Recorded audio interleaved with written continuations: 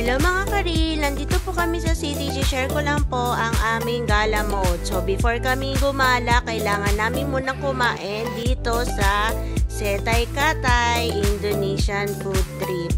Ito na pong order namin. Ayan po ang aming food. And after po namin kumain, punta na kami sa DFO.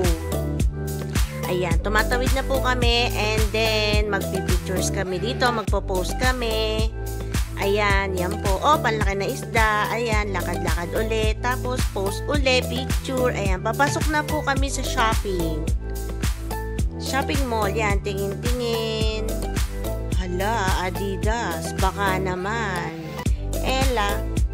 Ayan, tingin-tingin ulit tayo. Tapos po, pagkatapos niyan, uwi na kami.